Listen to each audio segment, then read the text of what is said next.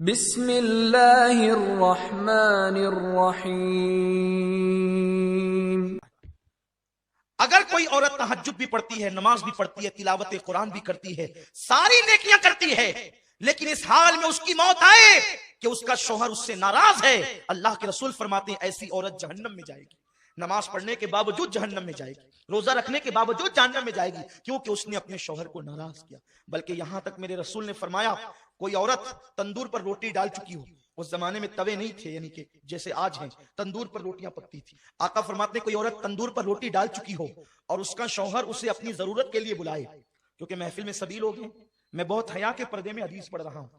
عورت نے تندور پہ روٹی ڈال دی ہے اور اس کا شوہر اپنی ضرورت کے لیے اس کو بلائے اور عورت نہ کہہ دے اور شوہر ناراض ہو جائے، تو جب تک وہ شوہر کو نہیں منائے گی اللہ اور اس کے فرشتے اس پر اسی طرح لعنت کرتے رہیں گے، اگر اسی حالت میں اس کو موت آ گئی تو وہ عورت جہنم میں جائے گی۔ آج کل کی عورتیں تو شوہر کو گالیاں دیتی ہیں، اگر شوہر غصے میں کہہ دے کہ تجھے طلاق دوں گا تو وہ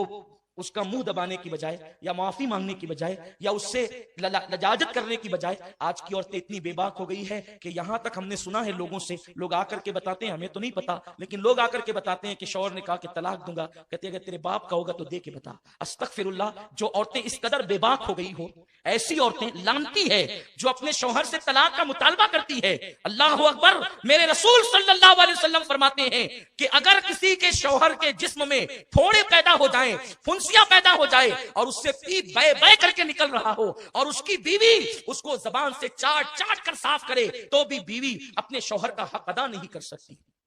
شوہر کا حق یہ ہے بیوی پر کہ اگر شوہر کے بدن کے زخم کو وہ زبان سے چاٹ کر صاف کرے تو بھی حق ادا نہیں کر سکتی۔ اور اللہ کے رسول صلی اللہ علیہ وسلم فرماتے ہیں اگر میں اللہ کے سوا کسی کو سجدہ کرنے کی اجازت دیتا تو میں عورتوں کو کہتا کہ وہ اپنے شوہر کو سجدہ کرے،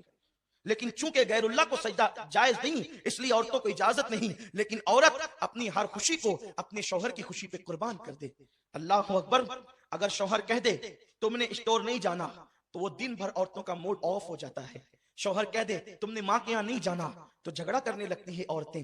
پتہ نہیں یہ عورتیں اتنی بے باک کیسے ہو گئی، جن عورتوں کو شوہر کو ستاتے دیکھو سمجھ جاؤ ان کا ٹھکانہ جہنم ہے۔ اللہ کے حبیب صلی اللہ علیہ وسلم فرماتے ہیں کہ میں نے جہنم میں سب سے زیادہ عورتوں کو دیکھا، کیونکہ عورتیں اپنے شوہر کی ناشکری ہوتی ہیں،